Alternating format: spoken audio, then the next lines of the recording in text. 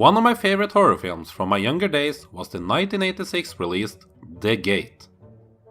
I'd say that The Gate is a perfect gateway horror movie for youngsters who are interested in scary stuff but not yet ready for the big ones the genre has to deliver.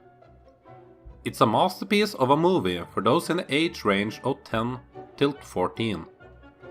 It also did quite well for itself back when it was first released, as it did make back over $13 million while only having an estimated production budget of $2.5 million.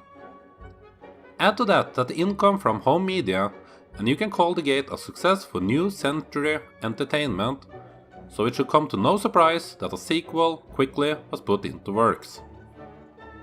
The Gate 2 was filmed during 1988, but sat on the shelves for 2 years due to New Century folding.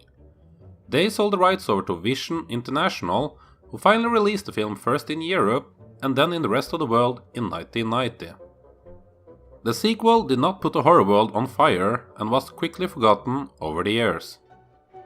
But being forgotten does not mean that the film sucks though, and The Gate 2 does in fact not suck. In this one we follow Terry, the young neighbor kid from the first one who were into some awesome stuff like metal music and the occult. He has now turned into a teenager, and life hasn't really been treating him all that good after he survived and beat the demons from the gate together with his childhood buddy Glenn in the first film. Glenn and his family has apparently moved away, as you should when you have a gateway to hell in your backyard, and Terry is now left alone with his alcoholic dad. Terry feels like shit as his dad is throwing away his life and there is nothing Terry can do about it. Or is it? He still hasn't been turned off of dealing with demonology, and by gaining new knowledge he is confident that he can summon a minion from hell and basically use it as a genie to get his wishes fulfilled. While summoning the demon, he is interrupted by 3 punks, John, Mo and Liz. They find the idea of this nerdy guy tapping into another dimension funny, so they decide to join him in the session. They are actually able to summon a small minion, freaking everybody out and ending with John pulling out a gun to shoot it. Holy Jesus! Terry brings the minion's dead body home, and to his big surprise the little demon starts to breathe again and is actually able to fulfill his wishes. But as they always say, be careful what you wish for. The Gate 2 does not have the same magic that the first one had, but then again, how many sequels are actually able to recreate that? What it does have, however, is an interesting hero of sorts in Terry. He is basically the horror nerd of the 80s, a very unlikely choice for a hero, and actor Tripp does a good job in making him likable. It's a rare occasion where a supporting character from the first movie is able to take over the story in the sequel without any problems. But honestly, I always liked the Terry character more than Glenn in the first film anyway. And speaking of likable character, Pamela Adlon plays Liz and she is an adorable character. She is tough, hot and full of heart. Liz and Terry has good chemistry together, and it shows especially in the hospital scene when Terry is visiting his father.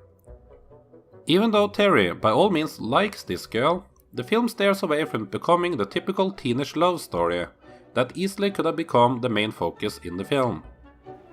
That's it? That's gonna save the world? Sure, why not? I mean, look at it this way. A couple of prayers and a dead hamster got us into this mess, right? What do we got to lose? There is also not the same 80s charm to this one, as this one has a more 90s feel to it, which of course makes sense considering when it was made. Perhaps the biggest difference in terms of style between the first and second Gate movie is that this one does not have that much creepy scenes in it, and there isn't a feeling that hell is basically coming up to earth. It feels like the stakes are a bit lower in this one, with more focus on the characters instead. A difference in style does make sense, as the characters in focus are a bit older here, but there was probably budgetary reasons for why this one doesn't have that many scenes in it with elaborate special effects. The effects in the first one was awesome, while here they are a bit more clunky. The little devil minions was a favorite of mine in the first one, and they aren't shown that much here, and it is basically only one of them running around. The final sequence of this film has a big fight in hell or wherever it was supposed to be, and you have to be as forgiving as I am to look past the poor effects in those scenes. It actually reminded me of something that could fit right in a full moon production.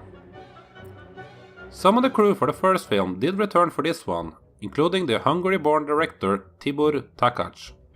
He had done a few small films before having his breakout hit, if you can call it that, with The Gate. He followed that up with I, Madman, released in 1989 before starting to work on this sequel. After he did this one, he would continue to work steadily, making more low-budget movies combined with work on television series. But with all due respect to movies such as Ice Spiders and Megasnake, I will say that Takacs' biggest success was The Gate. The Gate 2 might not be what The Gate 1 was, but that doesn't mean that this one doesn't have anything to offer. The Gate 2 is a fun film that fans of B-movies with the ability to ignore goofy special effects should be able to enjoy. I had a good time with this, so The Gate 2 gets a 3.5 out of 5 from me. Anyone out there agree with me on this film and still enjoy this all these years later? Or is it a shit film in your opinion that deserves to be forgotten? Any other forgotten sequels that deserve to get a second chance? Let me know in the comment section below, and if you like this video, then I have 80 more listed on my channel that mostly also deals with horror movies. Thanks for watching and happy Christmas to you all.